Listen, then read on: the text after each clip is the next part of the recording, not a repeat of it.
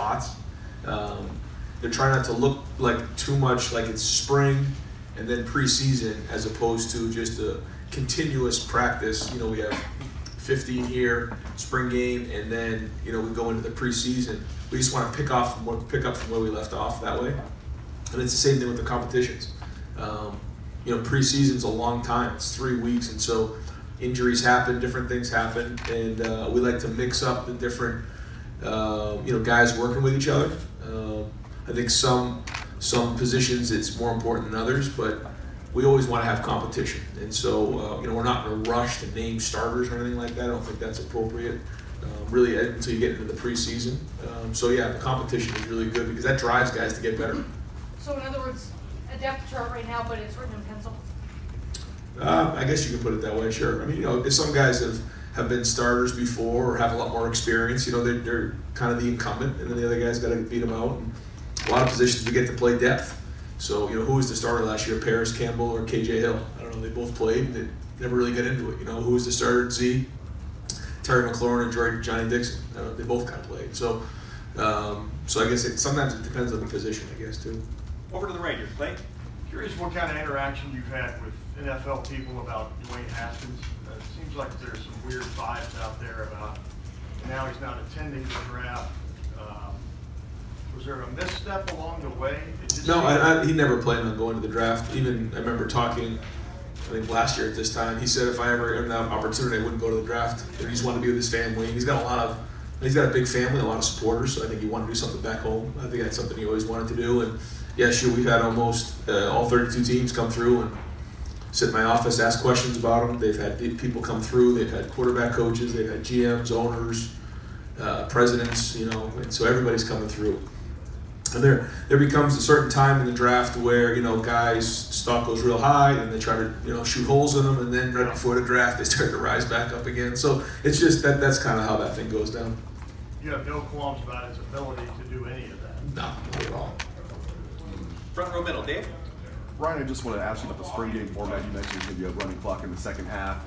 Will there be tackling? Will it be a mixing of thudding up and tackling, touch football? Like, what should it'll be thud. Yeah, it'll be thud. Yeah. I just thought about it a bunch, and really tackling in the spring is a dangerous thing. We spend so much time and so much effort recruiting these guys, getting ready to go. Just don't think it's worth it to try to put the guys in the ground right now. That leads to my next question. Like, I imagine for a head coach, it's a difficult balance to walk as far as practicing tackling. You want to practice it to a certain degree, I imagine, but you also, there's a fine line there where you don't want to risk injury. Can you elaborate on that, and just how much do you guys actually practice bringing them to the ground? So we have a drill that we do usually every other day. I'd say we've probably done it 6 or 7 times this spring, where it's a tackling drill, where guys go through and actually tackle. But it's a very contained, self-contained drill where we limit the exposure to get injured. Third row left, Dan. Ryan, in terms of the quarterbacks, as you go into Saturday's game, what are the things that you feel like you need to see from them in that game environment as you continue to evaluate them? Yep, the coaches are off the field, so now it's their team. What does their leadership look like? How do they manage the game? How does it look like, managing the plays, managing the drive, understanding situations, down and distance, field position, things like that. Really, really important. Leadership on the field, energy level, body demeanor.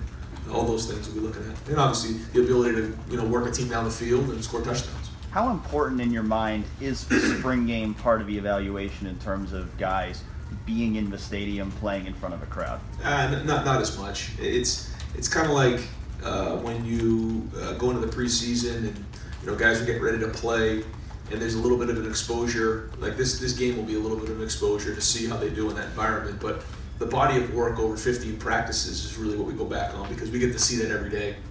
We get to see how they operate, and it's our job as coaches to create game environments to see how they react and to put them in those type of situations. The only thing that would be different was now you're in front of a huge crowd in the Horseshoe, and how do you respond to that? So that's a little bit a part of it, but day in and day out we get to see how they respond to certain situations.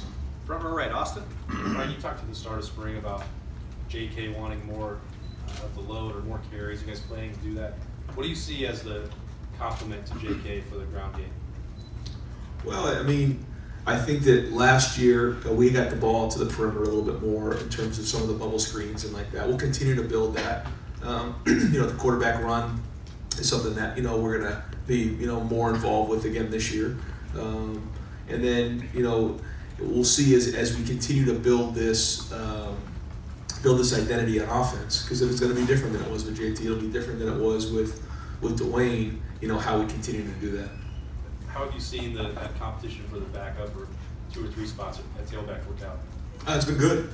It's been good. Master Teague's had a little bit of a nagging injury, but when he's been out there, he's done a nice job. He's been very deliberate with his reps. I think he's done really well. Marcus Crowley's really shined. He's a young guy who's Gatorade Player of the Year in Florida, and he's got a lot of experience down there playing, but not in college. And so he's working through those reps, and he's learning every day. When he knows what he's doing, and he's playing fast. He's a big, strong back running downhill. And DeMario still hasn't practiced, so we haven't been able to get out of here. Front row right, Tim.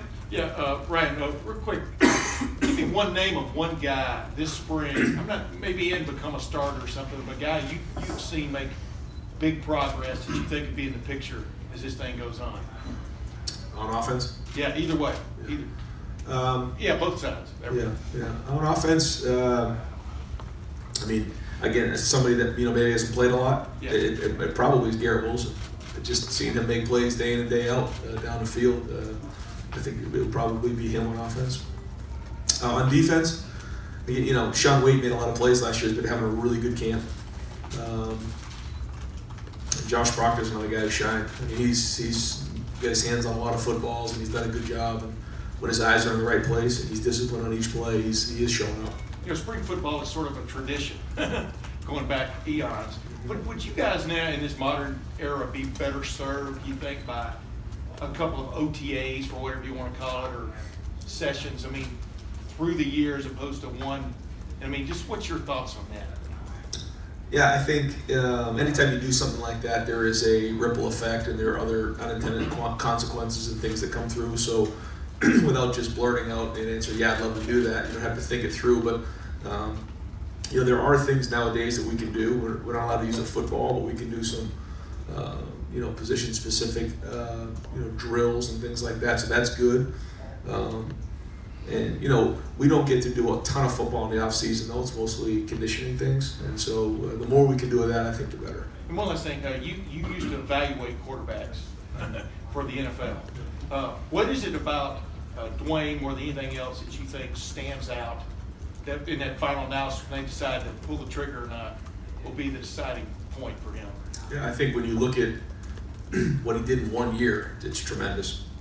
But I think anytime you have a quarterback like that, you're looking for, what is his extraordinary skill? What is it makes him different? All the great ones have that. Excuse me. And I think his thing is his accuracy and his ability to see the field. He sees the field really, really well. The ball was kind of always in the right spot. And, with 50 touchdowns and I forget how many interceptions, but he didn't throw very many interceptions. We threw the ball a lot.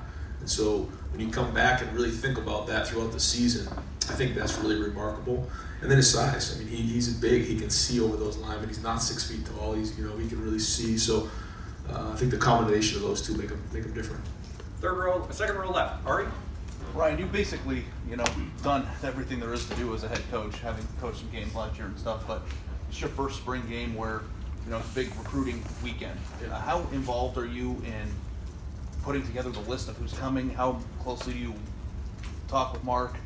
This is how do you go through? Can you just take me behind the scenes a little bit of just how much goes into the recruiting aspect of the weekend? Yeah, there's a lot, and we meet on it almost every day. We talk about it every day. And, Mark obviously is the guy who spearheads the whole thing, but we're all involved with it. And nowadays it's 2019 signees who are coming back in to spend some time with us, and they're actually allowed to do a workout with Mick. That's great. See where they're at and find out where they are in their progress. Have meetings with them on football, different things. And then the 2020s are big, the 2021, so even 2022s. So big opportunity, great chance for those guys to see what game day's like, and the amount of people that show up for our spring game is extraordinary here. So that's a huge selling point for us. It shows the support of Buckeye Nation. But we meet on it every day. We go through the schedule. We go through making sure that we're organized with all the people here. It is hard because there are so many visitors that sometimes you don't get to spend as much personal one-on-one time with each recruit. but the experience overrides that. It's always really positive. Is there any new perspective that you might have now being the head coach in terms of how intensive this is, how different it is from just like a controlling aspect? I mean, this being in this position now, is there any insight into, you know, how different you might view recruiting in a weekend like this? It just, as the head coach in college football, that's what you do, is recruit. In some of the weekends, the big weekends we had, once practice is over, I go in my office and recruits are just coming through all the way until I go home at night. And there's no watching football, there's no watching film. That's part of being a head coach. And it's not something that surprises me, it's just what it is. That's the reality of it. But at the end of the day, when you have a group of guys like we have here, and the resources we have here, and you delegate and you empower those guys to really do their job, then that's the key to being a good leader. Front row left, Doug. When you obviously had a look at Matthew as a quarterback a little bit in practice at the end of last year after he got healthy, right? You got some sense of him. Watching Justin this spring, live for the first time, as you stand here now, what did you take away? Are there things about Justin as a quarterback that you maybe didn't know before he got here? Obviously, you'd watched as much as you could. What did you learn about Justin Fields? In the recruiting process, had a chance to recruit him, had a chance to watch him practice in the spring and watch his films, like you said, but not a lot of one-on-one time and seeing the way he works day in and day out. Very impressed with his ability to retain information, his football IQ. But you forget, for such a mature kid, he really hasn't played much football at all. So it's the same thing. He and Matthew are in the same boat that way. Really, he's a freshman. They're both really freshmen. You think about that. It catches me sometimes that they were in high school last year. And so I think that both of the guys have done a good job grasping the information. But I think specifically the question asked about Justin, I think his physical traits are tremendous. Just in terms of his size, his ability to move, he's got a strong arm. But then also he has good intangibles. He does. He understands what's going on. He sees defenses. He, like I said, he has a good football IQ. So those are kind of the things that we've learned, and we're still learning as we go. Because again, it's only 15 practices. In the grand scheme of things, that's not a lot. And so we'll keep building into the preseason. We've talked about Garrett a couple times in here. How is he blocking, and how important in your mind is that aspect of determining which receivers are going to be out there and how much that is part of their job? He's blocking okay. He can do much better with that. He needs to get stronger, and he needs to do a better job in the preseason on blocking. And so that is very, very important. That's when we start getting into Big Ten play and we start, playing against some of those hard defenses. We've got to be able to block. So that's a big part of it. He can improve in that area, and he knows that. It's one of those things we'll be talking about after this spring. But he's willing, and he's willing to stick his face in there, and that's 80% of it. And I know, as Lori asked, you're not making final determinations on starting jobs or anything close to that right now. But what have you thought about now being the head coach, that part of the job, when it comes down to who's going to play and who's not going to play? How will that go? How do you think you'll handle that? How much do you want to leave that up to the position coaches to make that ultimate decision? How much do you feel like, no, I've got to make the final call on guys? What's that going to be like for you? I think that, you start off with the position coaches, and most of the time it's already going to be decided. You know who the starter is. Guys over a period of time and have a body of work, you kind of know who the starter is. And then the position coach gives his information, and if it's close, they both play. And that's okay. We've done that around here a lot. And so, at the end of the day, I have the final say. But again, empowering the position coach and the coordinators to give their opinion, and then ultimately it comes down to me. But the majority of the time, everybody knows who the starter is. Front row right, Bill. What position groups are you most interested in seeing how they perform on Saturday? No one group in particular, actually. I just kind of want to see how some of the guys go out there and play. I think when you look at on defense, a lot of guys have experience. They've played a lot of football, but they're in a new scheme, so kind of see how they put that on the field, what that looks like, in the game situation. On offense, we have guys who have some experience, but not a lot of game starts. And you know, the receiver group with Austin and Ben and KJ, those guys are a little more veteran. Chris Olave's, you know, played some, not enough. The tight end group is a little bit more veteran. So those kind of, you know what you're going to get out of those group. It's the guys who haven't done it as much.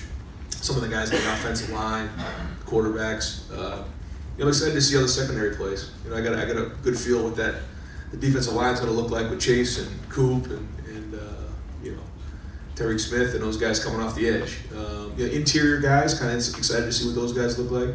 They've had a really good camp, you know. And then at linebacker, you know, I think that they've got their hands on a lot of balls. They've created, had another interception today, got their hands on a pass, and they've been more active, so that's good. So you know what you're going to see with a lot of those positions, but some of the younger guys who haven't played, you just want to see how they reacted in the horseshoe. Nicholas DeFrere, his performance this spring, how much of a jump has he taken, and where does he stand in that competition? Again, well, I think one of the more improved guys on the whole offense. I'm really impressed with what Coach Stud has done with him.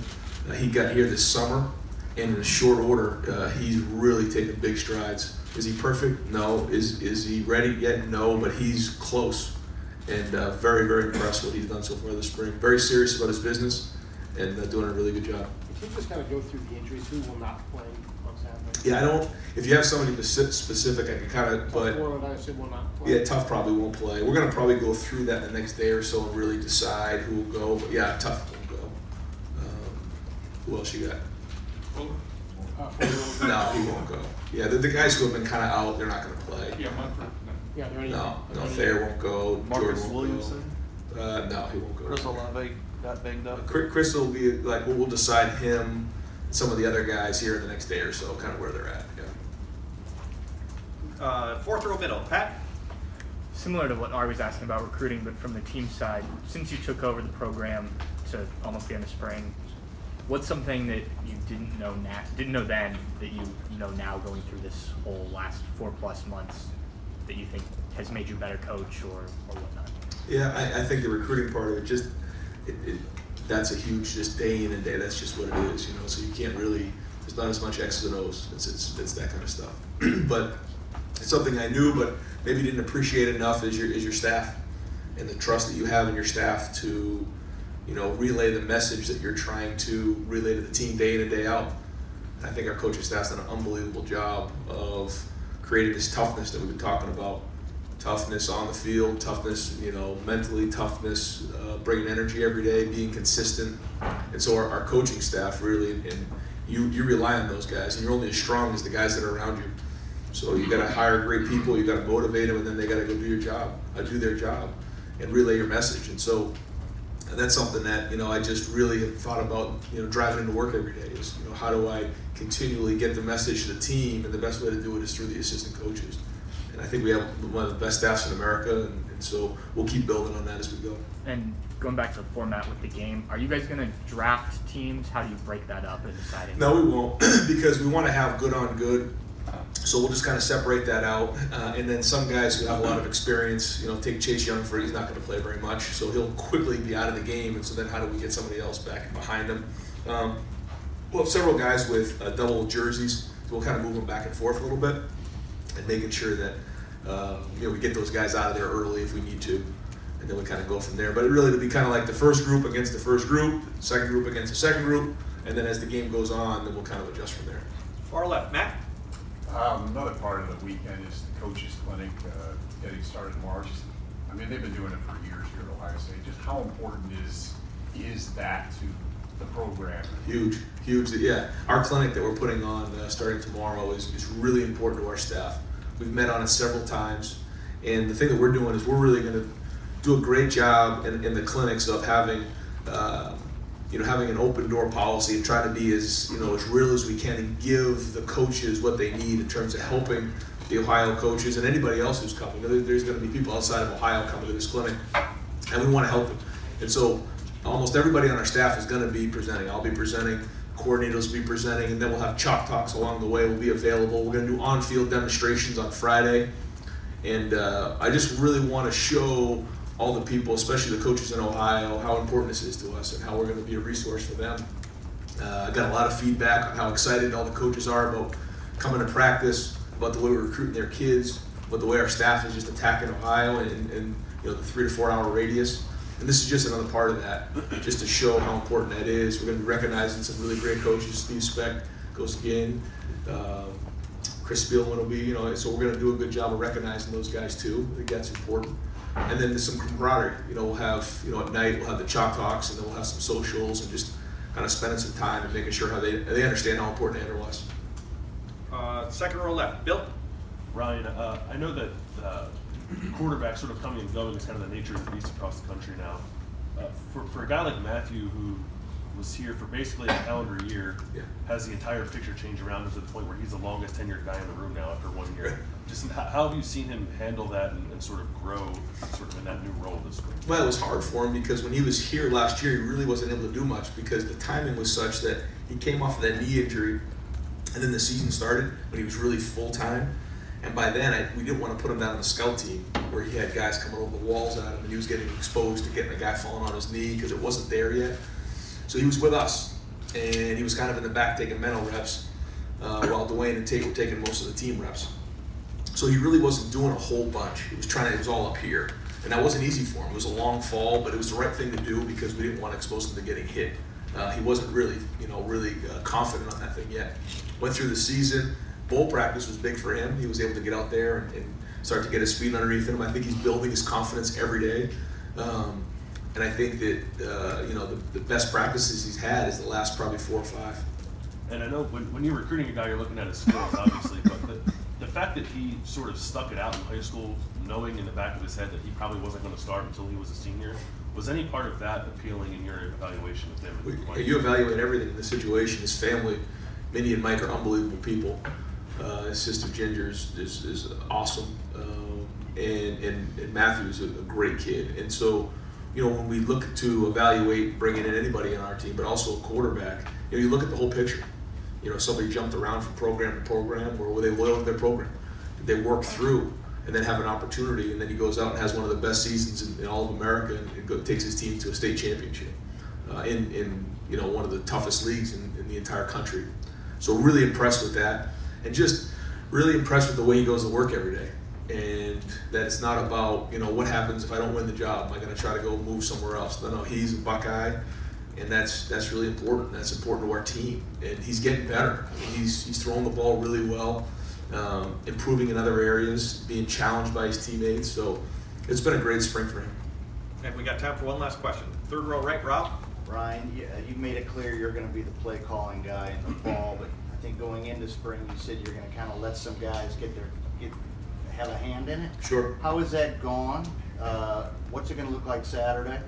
And what was the real purpose of that when you get right down to it, of having them do that? Yeah, I think a lot went into it. Kevin's mostly done some of that. Mike is, and actually, I've been on the headset too, and sometimes we'll have conversations before a play. What do you want to run and play in situations or situational times that we do that? And I think it's been good. It's good to hear what guys are talking about, what they like, what they want to hang their hat on. So I think that part's been good. But we'll split Mike and Kevin up at the spring game and then allow those guys to call the plays. I'll have a headset on listening in and give a little feedback here and there. But I just think it's good. I think it's healthy. I think it helps understand what guys feel strong about too, what plays they like. Because sometimes, when a coach suggests a play, if they feel strong about it, when they go in front of a group of people or in front of their position, they're going to sell it hard, and that's a big part of it. And so it gives you an idea of where guys are at. It's been Kevin's done a great job, like he always has. He's been calling plays his whole life, so he's got an unbelievable feel for it. And so is Mike.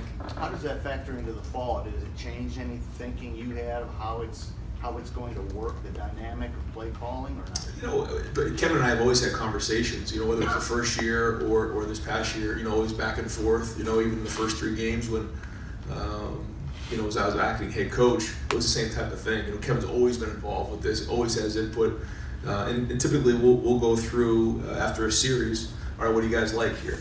Let's go a couple runs, a couple passes, we put a script together, and that's what we're calling. So, all the guys, and it's not just those 2 guys. I mean, Stud and Tony and Hart, they all have a hand in this play calling. So, and then at the end of the day, we all own it. Coach, thank you very much. Ryan, are you doing 15-minute quarters in the game? 10 minutes.